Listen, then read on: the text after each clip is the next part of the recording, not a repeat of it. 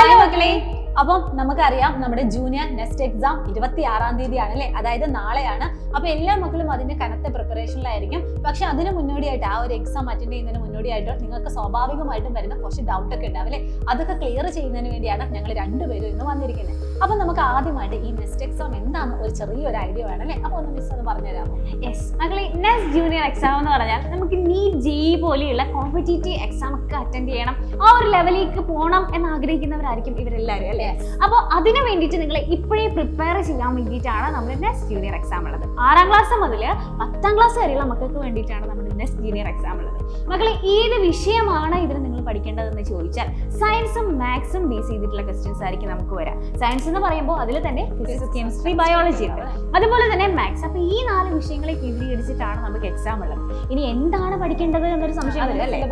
Yes, അപ്പോൾ അതിന്റെ syllabus എന്താണെന്ന് ചോദിച്ചാൽ 6ാം ക്ലാസ് മുതൽ 10ാം ക്ലാസ് വരെയുള്ള മക്കൾക്ക് വേണ്ടിയിട്ടാണല്ലോ. ഇനി നിങ്ങൾ 6ാം ക്ലാസ്സിലാണെന്നുണ്ടെങ്കിൽ തൊട്ട് കഴിഞ്ഞ ക്ലാസ്സിൽ, അതായത് 5ാം ക്ലാസ്സിൽ നിങ്ങൾ പഠിച്ച ടെക്സ്റ്റ് ബുക്ക് ആയിരിക്കും നിങ്ങളുടെ സിലബസ് എന്ന് പറയുന്നത്. അതായത് NCERT ഉണ്ടാവും, അതിൽ തന്നെ SCERT ഉണ്ടാവും. സ്റ്റേറ്റ് സിലബസിലുള്ള മക്കൾക്ക് വേണ്ടിയിട്ട് SCERT ടെക്സ്റ്റ് ബുക്ക് പഠിക്കാം. ഇനി നിങ്ങൾ CBSE ആണെന്നുണ്ടെങ്കിൽ നിങ്ങളുടെ NCERT ടെക്സ്റ്റ് ബുക്ക് ആയിരിക്കും. ഇനി 10ാം ക്ലാസ്സിലുള്ള കുട്ടിയാണെന്നുണ്ടെങ്കിൽ തൊട്ട് കഴിഞ്ഞ ക്ലാസ് അല്ലെ 9ാം ക്ലാസ്സിലെ നിങ്ങളുടെ ടെക്സ്റ്റ് ബുക്ക് ആയിരിക്കും നിങ്ങളുടെ സിലബസ് എന്ന് പറയുന്നത്. അപ്പോൾ ഈ ഒരു എക്സാം ഏതൊക്കെ സബ്ജക്റ്റിനാണ്, അതുപോലെ തന്നെ ഏതാണ് പഠിക്കേണ്ടതെന്ന് മനസ്സിലായി. പക്ഷെ എങ്ങനെയാണ് എക്സാം എന്നുള്ള കാര്യത്തിൽ ചിലർക്ക് ഡൗട്ട്സ് ഉണ്ട്. അപ്പോൾ ഞാൻ മിസ് ആവുമെന്ന് പറഞ്ഞു. അപ്പൊ ഇതുവരെ നമ്മൾ എഴുതിയിട്ടുള്ള ആ ഒരു ഡിസ്ക്രിപ്റ്റീവ് മോഡലിലുള്ള ക്വസ്റ്റ്യൻസ് ഒന്നും ആയിരിക്കില്ല നമ്മൾ ഇനി അറ്റൻഡ് ചെയ്യാൻ പോകുന്നത്. നമുക്കറിയാം നീറ്റ് ജെഇഇ ഒക്കെ നിങ്ങളുടെ ചേച്ചിമാരും ചേട്ടന്മാരും ഒക്കെ എഴുതിയിട്ടുണ്ടെങ്കിൽ അവർ കംപ്ലീറ്റ് ആയിട്ട് ഒബ്ജക്റ്റീവ് ടൈപ്പ് ക്വസ്റ്റ്യൻസ് ആയിരിക്കും അറ്റൻഡ് ചെയ്യുന്നത്. ഇതേ മോഡൽ തന്നെയാണ് നമ്മുടെ നെക്സ്റ്റ് എക്സാം പോകുന്നത്. അതായത് കംപ്ലീറ്റ് ആയിട്ട് നിങ്ങൾ OMR ഷീറ്റിൽ ഇങ്ങനെ ബബിൾ ചെയ്തിട്ടായിരിക്കും ആൻസർ എഴുതുന്നത്. പക്ഷെ ഇവിടെ നിങ്ങൾ ശ്രദ്ധിക്കേണ്ട കാര്യം എന്താണെന്ന് വെച്ചാൽ ഡയറക്റ്റ് നിങ്ങൾ ആദ്യം തന്നെ ക്വസ്റ്റ്യൻസ് ഒക്കെ വായിച്ചിട്ട് പ്രോപ്പർ ആയിട്ട് ആ ക്വസ്റ്റ്യൻ നമ്പർ നോക്കിയിട്ട് വേണം മക്കൾ എന്ത് ചെയ്യാൻ, അതിന്റെ ആൻസർ ബബിൾ ചെയ്യാൻ വേണ്ടി. കൂടുതലായിട്ട് നിങ്ങൾ എന്ത് ചെയ്യുക, ബോൾ പെൻ യൂസ് ചെയ്യുക. കാരണം അങ്ങനെ ആകുമ്പോഴാണ് നമുക്ക് കറക്റ്റ് ആയിട്ട് ആ ഒരു ബബിൾ വരുന്നത്.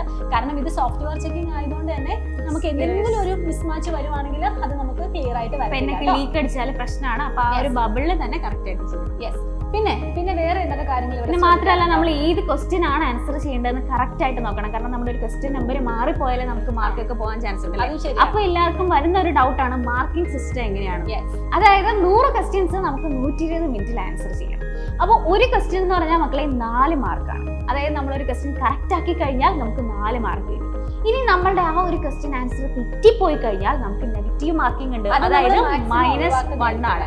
കാരണം നീറ്റ് ജെഇഇ പോലെയുള്ള കോമ്പറ്റീറ്റീവ് എക്സാം ഈ ഒരു ബേസിലാണ്. അതുകൊണ്ടാണ് അവർ ഇപ്പോഴേ ട്രെയിൻ ചെയ്യാൻ വേണ്ടിയിട്ട്, പ്രിപ്പയർ ചെയ്യാൻ വേണ്ടിയിട്ട് ആ ഒരു ബേസിൽ നമുക്ക് എക്സാം ഉള്ളത്. അതായത് ആൻസർ കറക്റ്റ് ചെയ്താൽ നിങ്ങൾക്ക് 4 മാർക്ക് കിട്ടും. ഇനി അത് തെറ്റിപ്പോയി കഴിഞ്ഞാൽ -1. അപ്പൊ സ്വാഭാവികമായിട്ട് ഒരു സംശയം ഉണ്ടാവും അല്ലെ, ഇനി അറ്റൻഡ് ചെയ്തില്ലെങ്കിലോ? അറ്റൻഡ് ചെയ്തില്ലെങ്കിൽ എന്തായിരിക്കും, മൈനസ് മാർക്ക് വരുമെന്നൊരു സംശയം ഉണ്ടാവും. ഒന്നുമില്ല, അറ്റൻഡ് ചെയ്തില്ല എന്നുണ്ടെങ്കിൽ നിങ്ങൾക്ക് അതിന് 0 മാർക്ക് ആയിരിക്കും. അപ്പൊ നമ്മൾ അറിയാത്ത വിഷയം തെറ്റി അല്ലെ, അറിയാത്ത ഒരു ക്വസ്റ്റ്യൻ മനഃപൂർവ്വം തെറ്റിച്ച് മൈനസ് മാർക്ക് വാങ്ങുന്നതിനെക്കാട്ടും നല്ലത് നമ്മൾ അറ്റൻഡ് ചെയ്യാത്തതാണ്.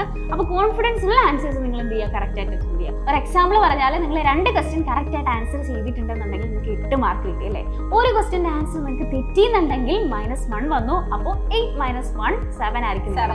ഇനി ഒരു ക്വസ്റ്റ്യൻ നിങ്ങൾ അറ്റൻഡ് ചെയ്തില്ല എന്നുണ്ടെങ്കിൽ നിങ്ങൾക്ക് 0. അതിൽ പ്രത്യേകിച്ച് കൂട്ടലില്ല, കുറയ്ക്കലില്ല. അപ്പൊ ഈ ഒരു രീതിയിലാണ് നമുക്ക് മാർക്ക് ഉള്ളത്. അപ്പൊ നിങ്ങൾ വിചാരിക്കും എത്രയാണ് അല്ലെ, സമയമൊക്കെ എത്രയാണ് കാര്യങ്ങൾ എന്നൊക്കെ നിങ്ങൾക്ക് ഒരു ഡൗട്ട്സ് ഉണ്ടാവും. അപ്പൊ മിസ് അതെന്ന് പറഞ്ഞു. അപ്പം നമുക്ക് നെക്സ്റ്റ് എക്സാം എന്ന് പറയുന്നത് 2 മണിക്കൂറാണ് ടോട്ടൽ ടൈം എന്ന് പറയുന്നത്. അതിൽ തന്നെ 100 ക്വസ്റ്റ്യൻ ആയിരിക്കും നമുക്ക് അറ്റൻഡ് ചെയ്യാനുള്ളത്. അപ്പോൾ മക്കൾ മാക്സിമം എന്ത് ചെയ്യുക, നിങ്ങൾ ആദ്യം തന്നെ ആ ക്വസ്റ്റ്യൻസ് എല്ലാം ഒന്ന് വായിച്ചു നോക്കുക. കാരണം നമുക്കറിയാം നമ്മുടെ തൊട്ട് മുന്നത്തെ ക്ലാസ്സിലെ സിലബസ് തന്നെയാണ്. അപ്പോൾ ചില ക്വസ്റ്റ്യൻസ് ഒക്കെ നിങ്ങൾക്ക് വളരെ ഈസി ആയിട്ട് തോന്നും. പക്ഷെ നിങ്ങൾ ശ്രദ്ധിക്കണം. കാരണം എന്താണെന്ന് വെച്ചാൽ നമ്മുടെ എന്തെങ്കിലും നമ്മുടെ ഒരു കൺഫ്യൂഷൻ ചിലപ്പോൾ നമുക്ക് മാർക്ക് പോകാൻ വേണ്ടിയുള്ളൊരു ചാൻസ് ഉണ്ട്. അതുകൊണ്ടാണ് ആദ്യമായിട്ട് തന്നെ പറഞ്ഞത് നിങ്ങൾ ക്വസ്റ്റ്യൻ വായിച്ചിട്ട് പ്രോപ്പർ ആയിട്ട് തന്നെ നിങ്ങൾ ലേബൽ ചെയ്യണം. അതുപോലെ തന്നെ നിങ്ങൾ ശ്രദ്ധിക്കേണ്ട ഒരു കാര്യമാണ്, നമ്മൾ ഓരോ ക്വസ്റ്റ്യൻസും കാണുന്ന സമയത്ത് നിങ്ങൾക്ക് എന്തെങ്കിലും ഒരു ടഫ് ആയിട്ടുള്ള ക്വസ്റ്റ്യൻസ് കിട്ടുകയാണെങ്കിൽ നിങ്ങൾ അതിൽ കൂടുതൽ കോൺസെൻട്രേറ്റ് ചെയ്യാൻ വേണ്ടി ശ്രമിക്കരുത്. കാരണം നിങ്ങൾക്ക് കിട്ടുന്നില്ല, അല്ലെങ്കിൽ എനിക്കിത് തെറ്റിപ്പോകും എന്നൊക്കെ ഡൗട്ട് ഉണ്ടെങ്കിൽ നിങ്ങൾ മാക്സിമം അത് അവോയ്ഡ് ചെയ്യുക. കാരണം അത് അറ്റൻഡ് ചെയ്ത് ചിലപ്പോൾ നമുക്കൊരു നെഗറ്റീവ് മാർക്ക്, ടൈം മാനേജ്മെന്റ് അല്ലേ. അപ്പോൾ മാക്സിമം നമ്മൾ എല്ലാവരും എന്ത് ചെയ്യണം, നെഗറ്റീവ് മാർക്ക് വരാതിരിക്കാൻ വേണ്ടി ശ്രമിക്കുക കേട്ടോ. അതുപോലെ തന്നെ നമുക്കറിയാം നമ്മുടെ ഓരോരുത്തരും നോക്കുന്ന സമയത്ത് ചിലപ്പോൾ എനിക്ക് ഫിസിക്സ് എളുപ്പമായിരിക്കും, അല്ലെങ്കിൽ എനിക്ക് മാത്സ് എളുപ്പമായിരിക്കും അല്ലേ. അപ്പോൾ നിങ്ങൾ എന്ത് ചെയ്യാമെന്ന് വെച്ചാൽ നിങ്ങൾക്ക് ഏറ്റവും കംഫർട്ട് ആയിട്ടുള്ള ആ ഒരു സബ്ജക്റ്റിലെ ക്വസ്റ്റ്യൻസ് തന്നെ ആദ്യം അറ്റൻഡ് ചെയ്യാൻ വേണ്ടി നോക്കുക. പക്ഷെ ഒരിക്കലും നിങ്ങൾ ഒരു ക്വസ്റ്റ്യൻ പോലും മിസ്സാക്കരുത്. കാരണം നിങ്ങൾ ആ ഒരു ടൈം മാനേജ്മെന്റ് എന്ന് പറയുന്നത് വളരെ ഇമ്പോർട്ടൻ്റ് ആണ്. എക്സാം ഒക്കെ എഴുതി കഴിഞ്ഞിട്ട് നിങ്ങൾ തിരിച്ചു വരുന്ന, അല്ലെങ്കിൽ നമ്മൾ ഈ ഒരു എക്സാം ഹോളിൽ നിന്ന് ഇറങ്ങുന്ന സമയത്ത് അയ്യോ ഈ ഒരു ക്വസ്റ്റ്യൻ എനിക്ക് അറിയാമായിരുന്നല്ലോ പക്ഷെ എനിക്ക് സമയം കിട്ടിയില്ല എന്നൊരു ചിന്ത നിങ്ങൾക്ക് ഒരിക്കലും ഉണ്ടാവരുത് കേട്ടോ. ഇത് നിങ്ങൾ എന്ത് ചെയ്യണം, ശ്രദ്ധിക്കണം. അതുപോലെ തന്നെ മക്കൾ ശ്രദ്ധിക്കേണ്ട വേറൊരു കാര്യമാണ്, നമുക്കറിയാം ഈ ഒരു ഒബ്ജക്റ്റീവ് ടൈപ്പ് ക്വസ്റ്റ്യൻസ് ആണ്. അപ്പൊ ആൻസറിലെല്ലാം ABCD എന്ന് പറഞ്ഞ ഓപ്ഷൻസ് ഉണ്ടാവും. അപ്പൊ ഇങ്ങനെ ABCD എന്നുള്ള ഓപ്ഷൻസ് വരുമ്പോൾ നിങ്ങൾ സ്വാഭാവികമായും ചെയ്യുന്ന കാര്യമാണ് ആ ക്വസ്റ്റ്യന്റെ ആൻസർ അവിടെ തന്നെ ടിക്ക് ചെയ്യാന്നുള്ളത്.